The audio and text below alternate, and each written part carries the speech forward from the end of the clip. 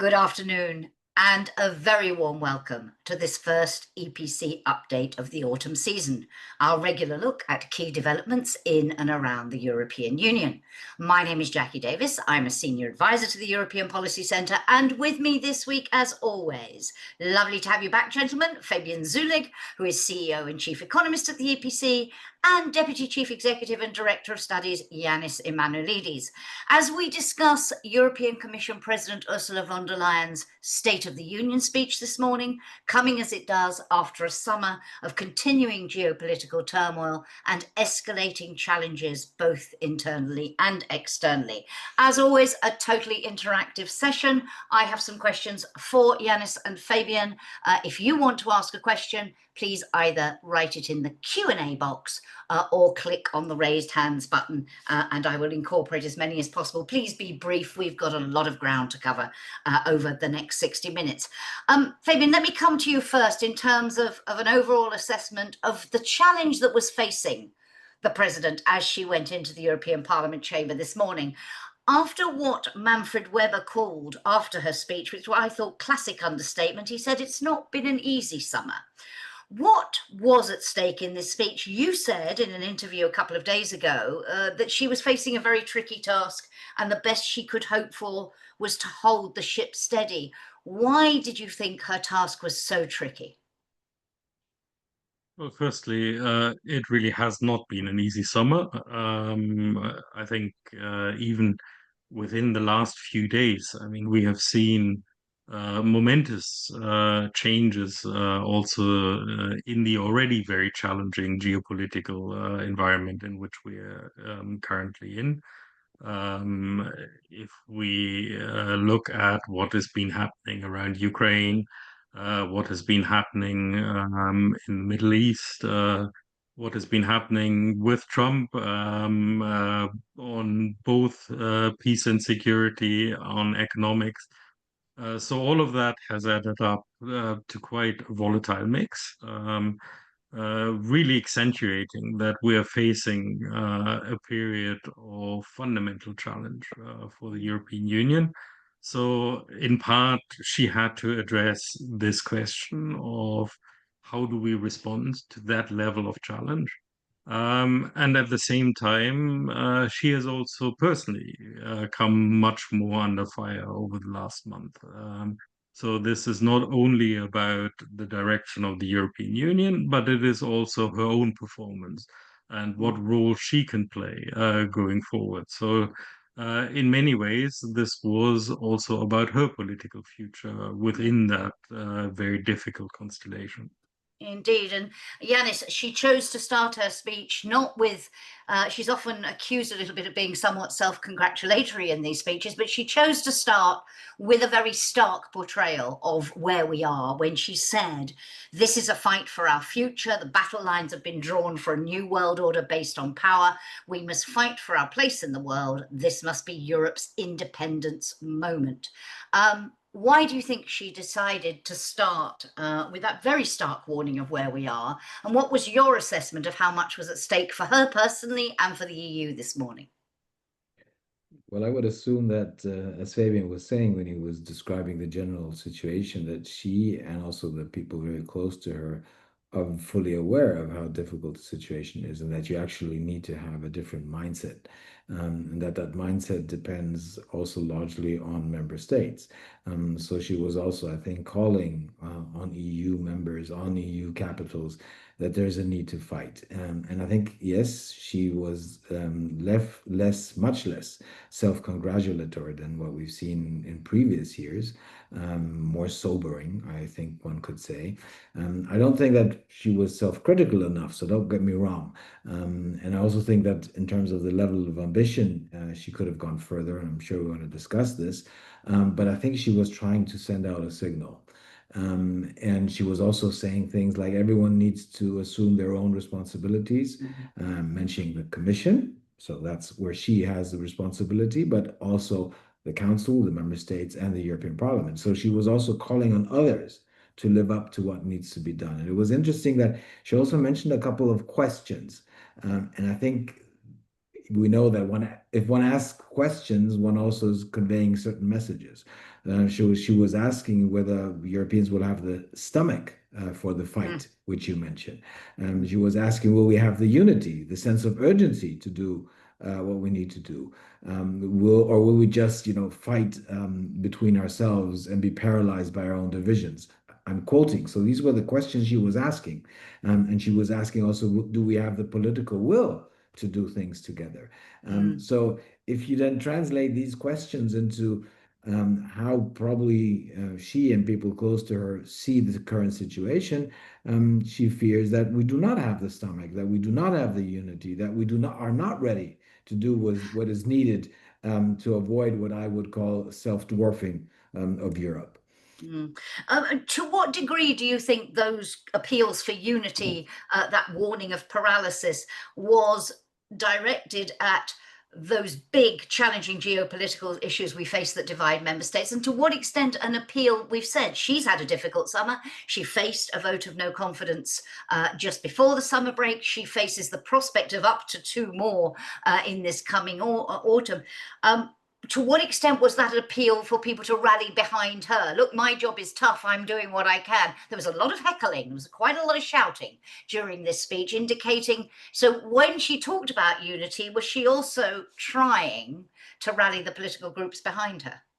Janis, just to follow up on your point. Well, yes. I think it was also motivated by something which Fabian indicated already, the criticism towards herself, to the Commission, towards the Commission as an organization, institution, but also towards herself, and also the criticism towards how she is running the Commission, how she has undermined the readiness and ability of other members of the college to express themselves more openly and to play a stronger role within the Commission and in the system in general. So I think she was also trying to divert attention away from this. So it was not only an attempt to rally forces behind her, by the way, also in the European Parliament, where she has been heavily or is being heavily criticized. But it was also an attempt, to divert attention away from some of the criticism which has been expressed towards her. But I think that was only one part of the motivation. I think there is a real concern that the divisions which there are between member states, and it's not only on geopolitical issues, it's also on geoeconomic issues, it's on issues how do you deal with the competitiveness, it's on issues related to the next multi-annual financial framework, China, which by the way she didn't even really mention in her speech. So there's so many divisions among member states, and she, I think, wanted to put the finger on those, and I think that's correct to do. The question is, does she have their own political will to try to do more, to be more brave, to be more ambitious? And that, I think, I have my doubts, and I think that also showed itself in concrete issues which were not mentioned. We're going to delve into some of the issues that she talked about in more detail in a moment. But Fabian, just to conclude in terms of the broad picture, do you think she rose to that challenge that you talked about in answer to my first question, both in terms of fending off the mounting criticism of her that Janis has just alluded to, but more crucially, more importantly, in terms of spelling out credible responses to the challenges we're facing and that are multiplying every day? Where she's concerned, I think we have seen also in the past, we shouldn't underestimate her as a political operator. She is very good at also dealing with these kind of underlying challenges, not least by also trying to give something to everybody. And we also saw that in the State of the Union. There were little gifts to different political groups to try to keep them on board. But I think the much more important question is what we are going to do at the European level enough to deal with the scale and the scope of the challenges which we're facing at this moment in time. And there, I think there are essentially 2 issues which we've also identified in a short publication we are going to bring out today. One is that, as in the past, we often see a rhetoric action gap. It sounds great until it comes to the delivery, and then the delivery falls far behind the very lofty words which we're hearing at the moment. And the second issue, which we've highlighted, is this progress illusion that what we are doing now might even be positive progress, but is nowhere near enough to address the scale and the scope of the challenges which we are facing. And I think in that context, we really need to also take a step back and see the dramatic backdrop to which we are referring to here. At a moment when the attacks on Ukraine are increasing, at a moment when the negative influence of Trump is pervasive in all areas of international politics, at a moment when we have a China challenge, when we have a complete mess in the Middle East. Small initiatives to bring forward something which lies in the narrow competences of the European Union are not going to address these big, major structural challenges. We're going to come to some of those in a moment. And just to flag up, Fabian mentioning there a short publication this afternoon, to the point, as the EPC calls them, the progress illusion in the State of the Union. Do take a look. It'll be out later on today. I wanted to start, and you talked about the negative influence of Trump on EU-US relations, the geopolitical situation, and first of all, on the trade deal. Because there's been a huge amount of criticism. We heard it repeated again today in the European Parliament. She said, we got the best possible deal without a doubt. And she said, compared to competitors, when you take account of all the exceptions we got, it was the best agreement. She said it provides, and I quote, crucial stability in the EU-US relationship at a time of grave global insecurity. But we have seen Mario Draghi was talking last week, and he was saying that deal demonstrated just how much the EU cannot use its economic weight. It can be strong-armed by Donald Trump in this way, and it's always relied on that economic weight. And he said, it is proof that the union faces irrelevance, or even worse, if it can't get its act together. Do you feel, Janis, that this speech, she defended the speech, as I say, very rigorously. Did she do enough to fend off the mounting criticism, particularly from the S&D group? And are those who accuse the Commission of selling out to Trump, are they right? Or did she really have no choice, given the geopolitical situation, given the need, if not to keep Trump on side, at least to stop him going further offside? What's your reading of that deal? First of all, I think that the way she responded to the criticism will not silence the criticism. So those who are critical of the deal reached, and there are many coming from different angles when they are criticizing the deal, will continue to criticize it. The question is, if you look into the outcome of the deal and also look behind the reasons why we got to this deal, Mario Draghi is right, and all those who say that it is a strong sign of our weakness.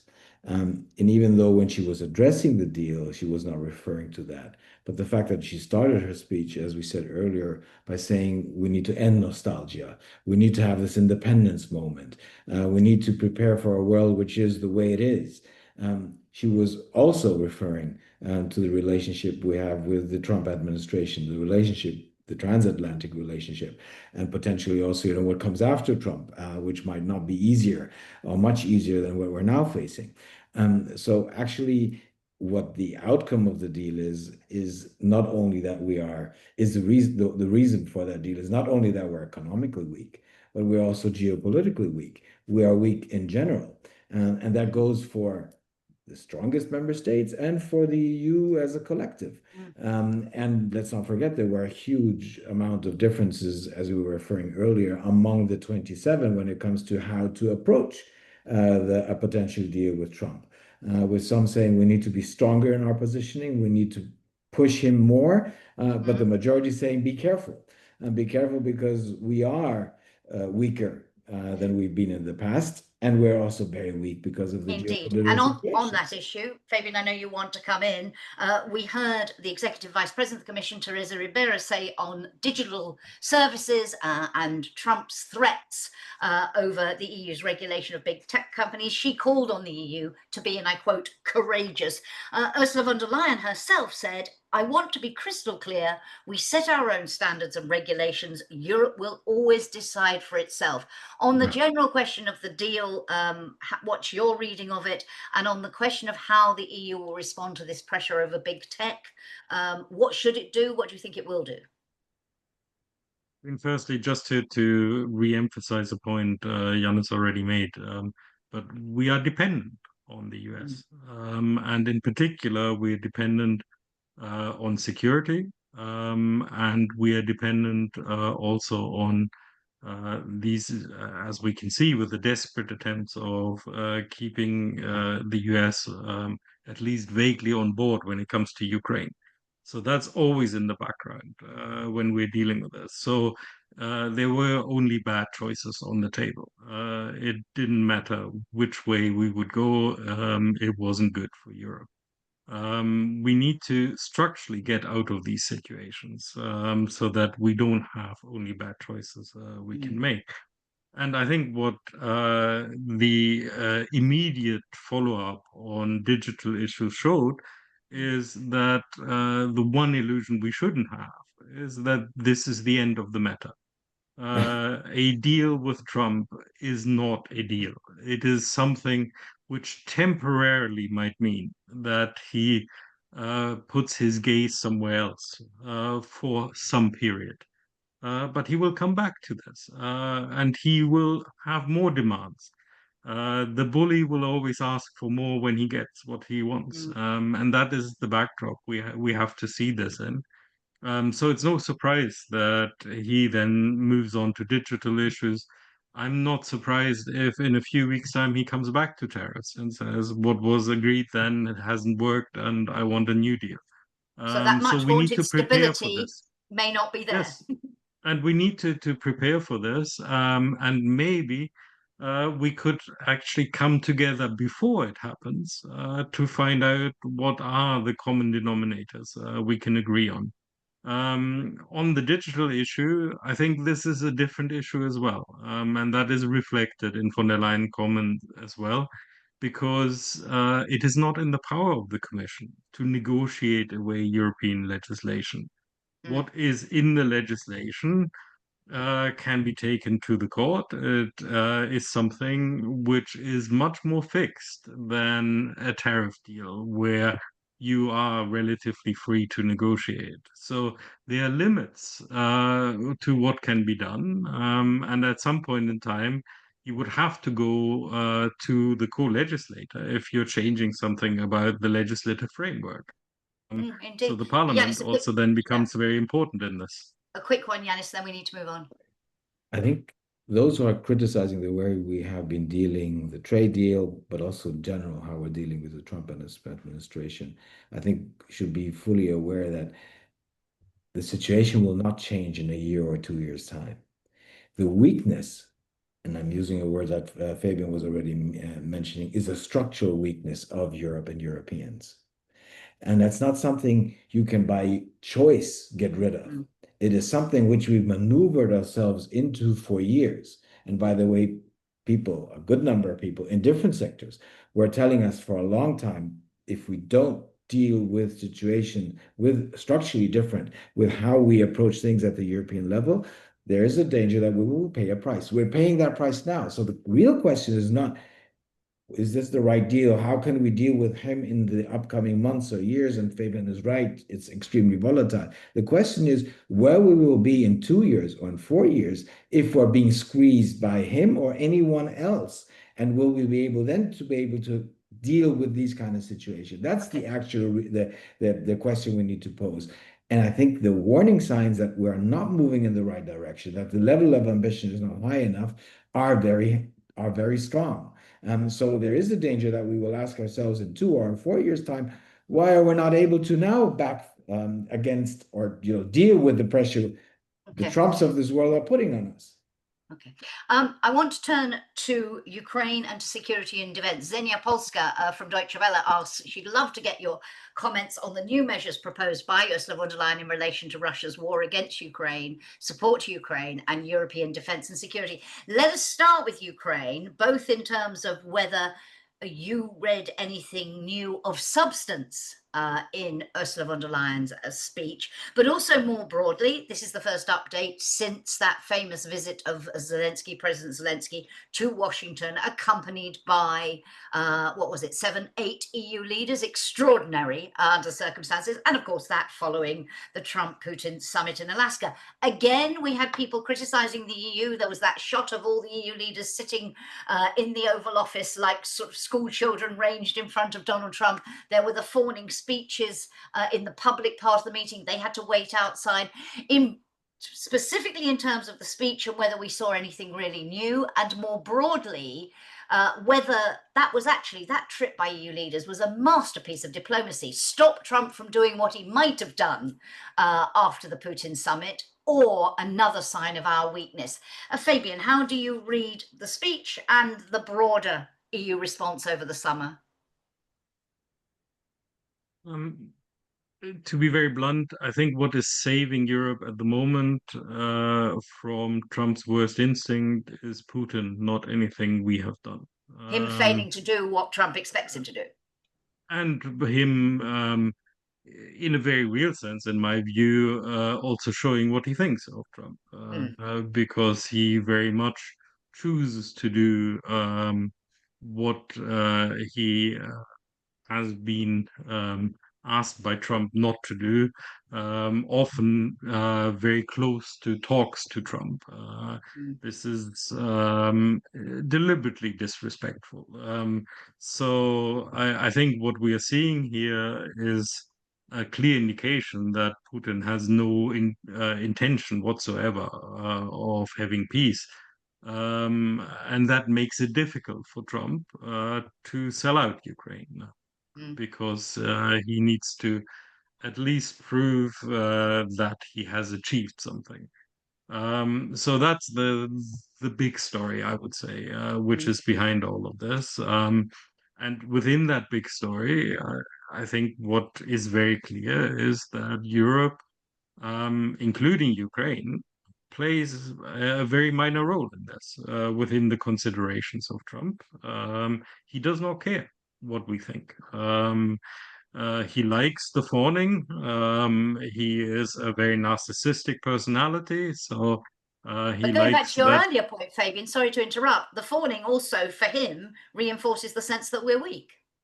Well, and I think this is why also these pictures, which you've mentioned, create such a strong reaction, because they are the embodiment of weakness and dependence. They show exactly where we are within that relationship. But as Janis was just saying, this is not something which we can address at this moment in time. We have maneuvered ourselves into that position of dependence. And as long as we are dependent, we cannot pretend that doesn't exist. Okay, we'll come and back I to that have in the to specific say, issue of defense in a moment. Yeah. Yeah, if what it takes is fawning over Trump, okay. But I think we shouldn't have the illusion that this is going to resolve the underlying issues. And the underlying issue is, in my view, that Trump wants to get out of Europe. He does not want any responsibility for European defense. He wants to profit from the money which we are going to spend, but he doesn't want to be involved anymore. And I would suspect that if Putin was a little bit more accommodating, a normalization with Russia would be high up on the wish list for Trump. Thank you, Janis. Very briefly on that broader context, but specifically also to the speech and what she said about Ukraine and whether you saw anything really new of substance in it. I think, well, first of all, she followed the old logic. It was nothing which, disrupted her old approach or the Commission's old approach to the issues. Yes, she was specific. She was mentioning the 19 sanction package. She was talking about reparations and linking it to the frozen Russian assets. She was talking about the need to support Ukraine when it comes to the production of drones. She was talking about what she calls a qualitative military edge. So there were elements which she put on the table which were relatively new, but it followed the old logic. And I think that that's not a surprise because at the end of the day, the ability for the commissions are limited. We know that there are huge differences among member states when it comes to Ukraine. We also know that there are huge differences when it comes to the role of NATO and also the role between NATO and the EU. So there are huge differences which have not been overcome. Actually, they probably are stronger than they have ever been. So yes, there are certain new elements, but it is the old trajectory. It's nothing which is massively new. Just following up on that, if I might, and I want to also touch on Gaza in a moment, but on defence, she talked about this new European semester on defence. What would that look like? And what difference would it make in practice? And to both of you, really, you have repeatedly, when you talk about the progress illusion, you have repeatedly highlighted this an area where the EU really needs to wake up, and everything you're saying today reinforces that. Are we really making progress in a broader sense? But first, Janis, just to follow up with you, the European semester on defence, what is it?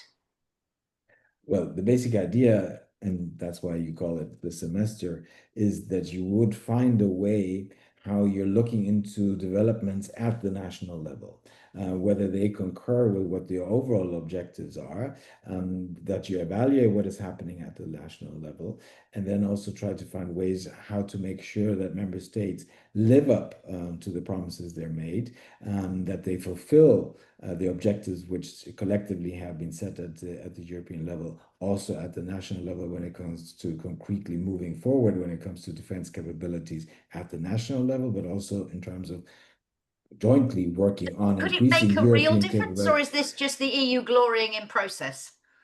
Well, if you make a comparison to the European semester, the original one, we see how limited that was.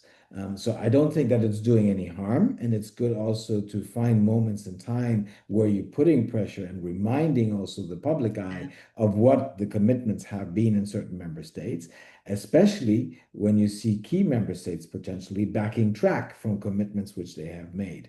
And we see that there are these inclinations in key member states, including also the biggest member states, of trying to roll back on what actually commitments have been. So if you find a way at the European level to put the finger into the wound if member states are not living up to our obligation, that's not something which is negative. Will it do the trick? I don't think so, because there are other reasons behind member states doing or not doing what they should be doing, which have to do with national developments, national debates, which have to do with geopolitics, meaning of where you are located, how afraid you are of what potentially might happen in 2 or in 5 years' time. Yeah. And what happened last night in Poland reminds us that we're not talking about the long-term future. We're talking about the attempt of Putin, Russia, to put pressure on us, to test us. So what's being decided, I think, is correct, but it's not living to the ambitions and to the needs. Fabian? Some of us might remember the open method of coordination. We're talking about something rather similar. We're talking about a way of having a bit more structure in a discussion around what are we all doing on a particular topic. That's perfectly fine for peace times. But for the dramatic situation which we are facing now, where it is about delivering real capabilities and doing that in real time, not at some point in future. I mean, we just saw drones incursing on Polish airspace. I mean, we're not talking about some form of theoretical long-term picture. For me, this sounds rather weak, and ultimately, for me, it's more a symbol of actually how little we are collectively allowing the European level to do when it comes to defense and security. I want to move on in a moment to another core element of the speech, which was the section devoted to competitiveness. But before I do that, a word, if you would, on Gaza.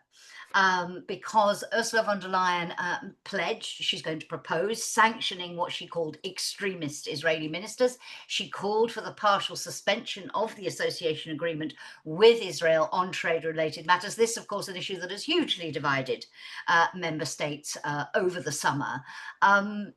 What is your reading? How do you think member states will now respond to her putting this on the table in a more formal way, and where this discussion is going to go? Fabian? I think certainly what we have seen is a change in her approach. She has finally come to the conclusion that she needs to be tougher on Israel, given the developments which we have seen, including also, and I don't know in how far that was already included in the speech considerations, but the fact that Israel is bombing now in an independent country, which even Trump seemed to be a little bit annoyed about. And so I think that kind of context also means that she feels she can go further than she has in the past. But that does not remove the differences which are there between the member states. And I think what we are going to see is that there's going to be pushback from a number of member states on not only on the grounds of what she actually said she was going to do, but also on whether the Commission, whether the European level should be doing things in this kind of field, or whether this is something which should be left to the member states. So it's going to be rather controversial, but whatever she would have done would have been controversial, because if she hadn't responded, there would have been equally a strong reaction. Particularly from the European Parliament itself, MEP she was addressing today. And indeed, Janis, she acknowledged this herself. She said, and I quote, after saying she would make these proposals, "I am aware that it will be difficult to find majorities. It'll be too much for some and too little for others." So she knows she's caught between a rock and a hard place on this one, but she did decide to press ahead. Yes, and I also had a look at last year's speech, and it's always interesting to compare. And you can clearly see that the debate has moved on in general, the situation has moved on, but she also personally has moved on in terms of how she positions herself. So the fact that in her speech she says that there are things which are simply unacceptable in terms of how the current government in Israel is operating, that she also says that it's painful to see that Europeans are not able to agree on the way forward is a clear criticism of the EU 27.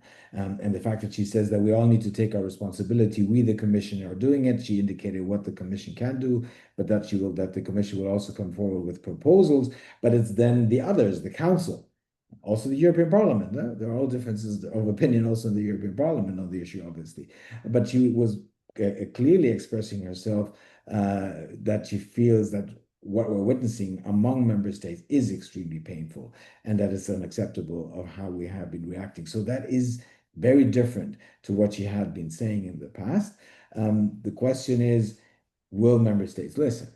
And I don't think that she's the one who actually will make the change. The question is whether public opinion in key member states is shifting. If you see, for example, how the German government has reacted on with respect to the attacks in Qatar, that was something which they have thought through when it happened, and they came to the conclusion that their response will be a strong one, probably stronger than what other German governments have done in the past. So sorry, we're going to have to wrap up there. Yeah. We have a lot more discussion. I'm going to throw a question at you now because I want to give you time to think about this one. It comes from our audience and we'll come back to it at the end, but it is a challenging one. Ewan Ramsey asks, do you agree that this is the beginning of Europe's century of humiliation, and can this be prevented? Hold that thought, but I wanted to throw it at you to give you time to think about it. But as I said, Fabian, I wanted to return to another core focus of the speech, namely competitiveness. I mentioned the Draghi report earlier on and his warnings about what lessons we should draw from Trump and from the trade deal, and this warning that the EU really is not acting fast enough. I think we've seen reports saying only 11% of the Draghi report has been implemented. Only a third of the competitiveness compass proposals so far have actually been acted upon, i.e. lots of rhetoric, lots of nice words. You talked about from rhetoric to action earlier. In this area, and the sort of measures that the Ursula von der Leyen outlined today, do they take us any further forward? Where are we, and how do you see this evolving? The easiest way I can answer that is just simply look at what Draghi himself is saying. He's very clearly expressing that what is happening now is not enough. It does not have the urgency or the scale of what is necessary.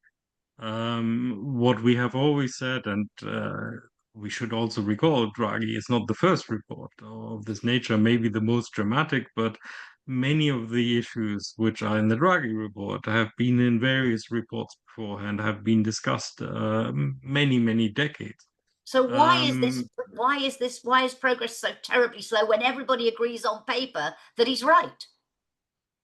Because as in everything, you have to make hard choices. Some of the measures cost money, so you have to decide where is that money going to come from, who's going to provide it.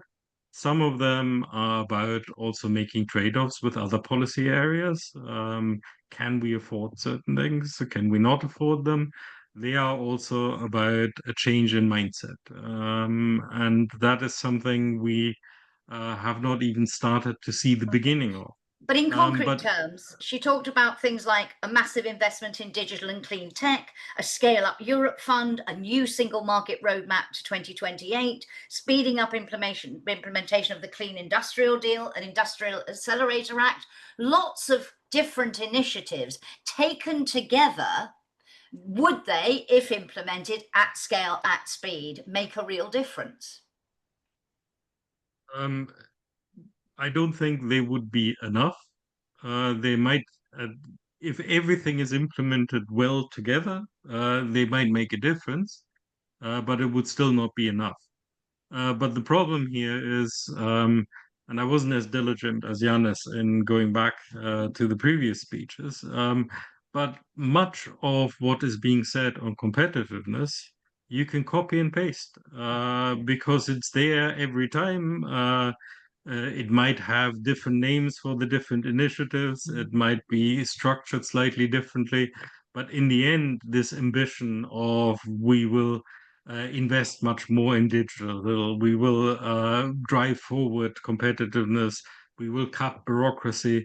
These are things which are there not only in the von der Leyen speeches. We can go back many, many states of the Union. And the problem is always in actually delivering on these promises. And we have had, again, the Capital Markets Union. Why we have not had a roadmap, an ambitious roadmap, which also forces member states to say whether they're backing it or not long before now. But we keep just doing these incremental steps and hoping that that will somehow be enough. And frankly, it is not. When it comes to the kind of economies we're facing now, Europe already is dangerously behind in many areas. We are seeing this in our economies every day. And with every state of the union where we're not doing something decisive, we are slipping further behind. Okay, Janis, a comment to that, if you would, and also just in terms of the European Green Deal. Ursula von der Leyen said we must stay the course on the European Green Deal. She reiterated her commitment to the circular economy. She underlined the importance of fighting climate change. Was that simply a lip service to counter those who say, given the new focus on competitiveness and the pressure she is under, particularly from the EPP, on some of the Green Deal measures, Did her defence of the Green Deal amount to more than simply paying lip service? What is your reading of that? She also spent quite a lot of time at the end of the speech on social issues, on housing, issues like that. Was she attempting a rebalancing, or was it simply, I think you said earlier in relation to another issue, you know, well, she had to mention it, she was damned if she didn't, so she had to mention it. How do you read that? Well, first of all, we have witnessed a major rebalancing because we've been talking about it. Security, defense, and competitiveness are the biggest priorities. We try to fit into these priorities elements which then link to the Green Deal.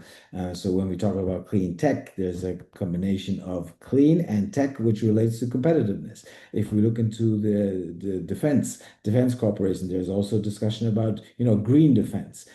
So there are links between what actually are now the top priorities and the previous priority, which was related to the green elements, which are bigger than just climate change, by the way. So there's an attempt to link these things with each other. But actually, if you look into mindset, national positions, and money, you will see that we're not living up to what Draghi has been asking for, to others who have been asking for substantial developments at the European level.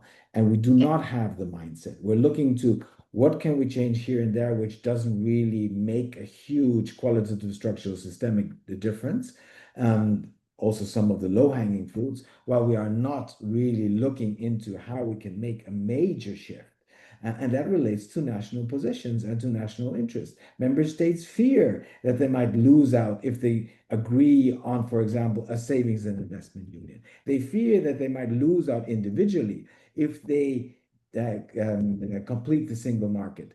And these fears are driving the lack of ability to progress. That's where the wrong mindset comes from. And that is then reflecting itself also in money. And look, I want to come to money in a moment. Hold that thought for a second, because before we move to money, and this, she did make references to the budget proposals in her speech, but not many related to competitiveness funds, in relation to Horizon Europe, but not that many references. But before we come to that, because this is the first update since those proposals were announced, Dimitris Korpakis said, given the institutional context, don't you think we probably expect too much from the Commission? And couldn't, maybe shouldn't, these highly political questions be better addressed by the President for the European Council? So are we asking too much of the Commission here? Does she have the Commission impossible, if I can use that pun? Which one of you wants to pick that one up? I'm happy to pick it up. I think, no, we're not expecting too much because we live in very dramatic times. And we need to expect from all of our leadership that they address this. And it's not good enough at any level that our leaders say, well, we can't do it. We have to at least then have the ambitious proposals on the table, even if in the end it is not something they have control over. But I certainly would agree that we do need all of the institutional heads working together. What we have seen in the past, in particular with Herman van Rompuy, was this role of the council president as someone who creates consensus, who can go between the member states and make sure that there's alignment. And I think that is a part which isn't really happening anymore. It also means the council and the commission president work very closely together. It is not something where they have separate roles, but they fulfill different functions within that. But it has to be said, it's also become more difficult because very many of our leaders are simply not willing to come together at the European level, and they are so weak at home that they find it very difficult to do anything at the European level, as we're seeing, for example, in real time in France at the moment. which brings us to the thorny issue of the EU budget. And a question from someone who prefers to remain anonymous in our audience saying, at the weekend, Viktor Orban said the new MFF, multi-annual financial framework, could be the last budget of the EU if it remains as currently proposed by the Commission. How do you see this issue, and what do you think? Do you think it poses the greatest challenge to von der Leyen's Commission? So your broad assessment, and perhaps Janis, this time you talked about money as being one of those key areas where we need a change of thinking. Do the proposals that were unveiled by the Commission before the summer, and indeed the reaction and therefore the likely outcome of these negotiations, are the amounts proposed ambitious enough? Are they allocated to the right areas?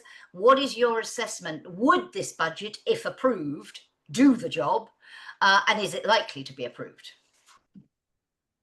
It wouldn't do the job.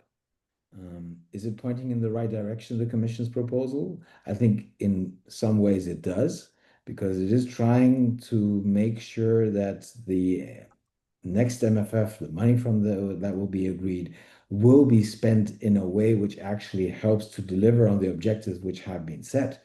It also tries to put more responsibility on member states. It is trying to find another structural way of dealing with issues. It puts money away from agriculture and cohesion into issues which are more future oriented. But is it enough? No, it is not asking for enough, especially if you take into account that the payback time for Next Generation EU is approaching. So good parts of money at the European level will have to be spent in order to pay back what we have or are already investing in the context of Next Generation EU.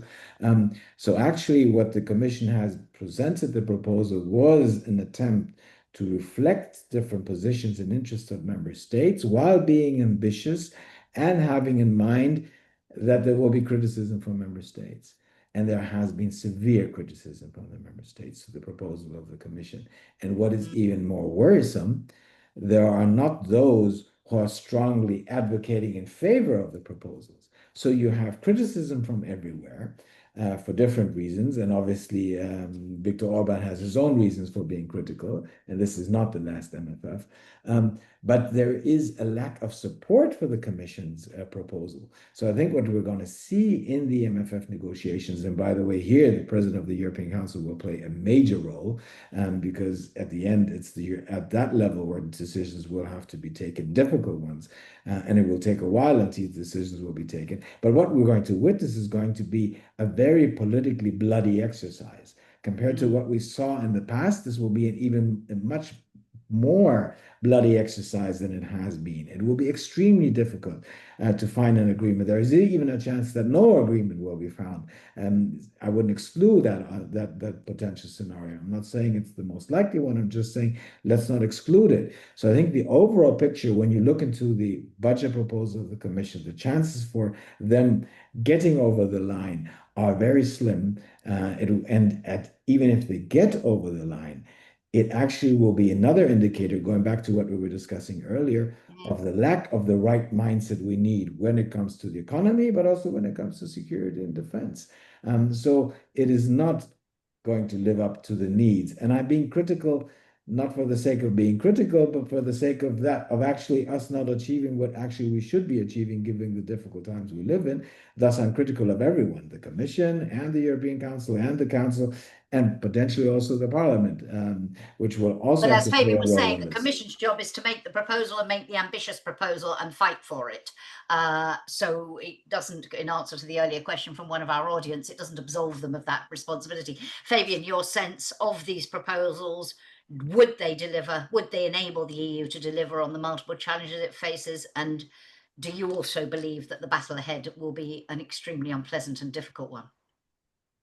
I fully subscribe to Janis's analysis. I would go even a step further, that the potential, because also of the governance of the MFF and the structure of negotiations, is that this actually becomes a distraction to what we should be doing.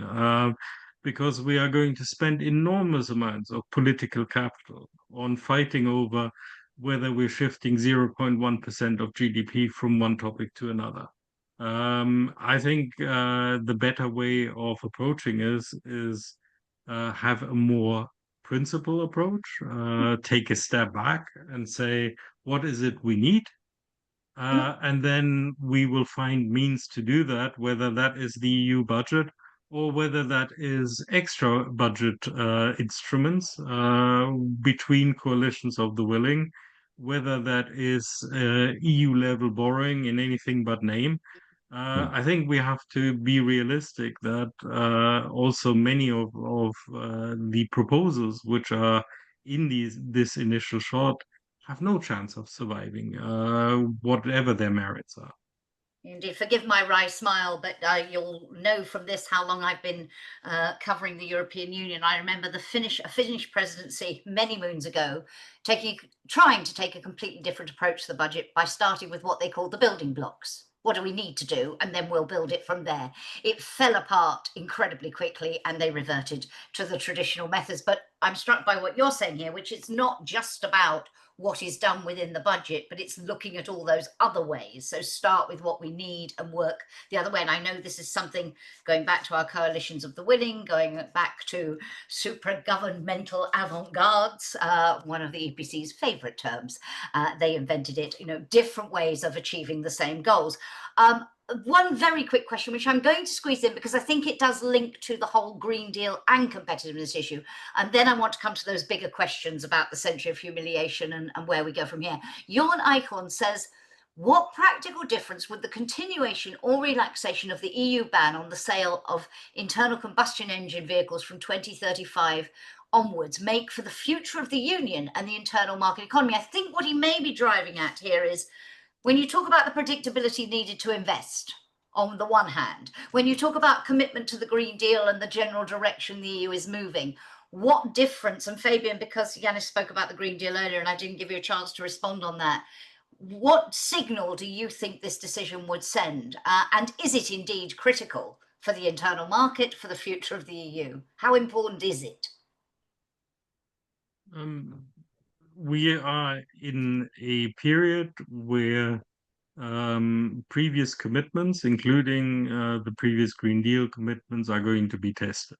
And I think this is inevitable, also because the politics of it have changed. There will be a very strong challenge to some of this. So for me, the question is not whether we do it or not, but how do we best manage these kind of processes? And the worst of all worlds is if we continue to have large levels of uncertainty, because that has a direct impact on what companies do, how they invest. It also is difficult for our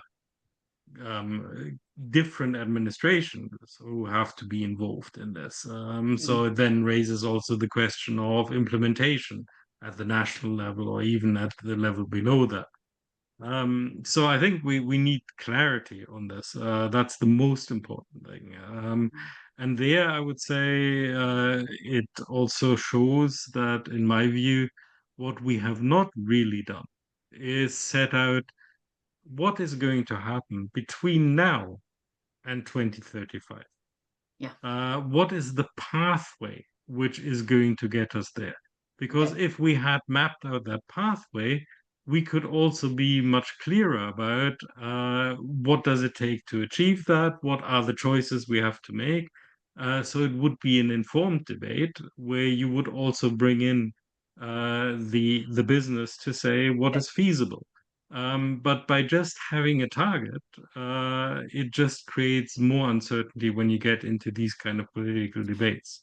Okay, we don't have time to pursue that anymore. I want to come back to Ewan's question about, do you agree that this is the beginning of Europe's century of humiliation? Can this be prevented? And then I want to ask each of you to identify what you see as the biggest challenge as we move into a second year of this EU institutional political cycle. But is it over dramatic to talk about Europe's century of humiliation? Can we prevent it? Janis? Well, first of all, I don't think that it is over dramatic, and that the question that was raised also links to what now is the most important and biggest challenge is looking forward. Because there is a danger that Europeans will, and I mentioned it earlier, they are in the process of self-dwarfing themselves. Selbstverzweifung is a German word, which is a nicer one, I think, than self-dwarfing. There is the danger that we're moving in this direction. Could this lead to humiliation in terms of the Europeans not being able to defend their interests, defend their values, being able to co-determine the future, their own future, but also at the global level? Yes, there is this danger. But let's not forget that, because we're talking about centuries, that the 20th century was not a glorious one from a European perspective either, and that we committed a lot of mistakes, and that we need to be self-critical of what we Europeans have done in past centuries, and not forget that, and don't forget the lessons we should have learned from that. But there is the danger that we're moving towards what our listener was calling a century of humiliation. There is a danger that we are not going to be playing the role we could be playing. And I think if we realize that, but this is potentially the most likely scenario. And unfortunately, if you look into the last not only 3-4 years, but 10 or 15 years, from an economic perspective, from a geopolitical perspective, from the fact that we're not developing the mindset we require, there are arguments, strong arguments of those who argue that we're moving in the direction of becoming gradually irrelevant. But if we accept that this is the most likely scenario, and then accept that that's not what we want, and not only that we do not want it because of us, but also because of future generations, that's how you actually understand that you want to prevent it and show the mindset which is needed in order to get things moving at the European level, to reach the right level of ambition. And the question is, who will be ready not only to accept that that is a potential scenario, but who will be ready to show the political will to counter it?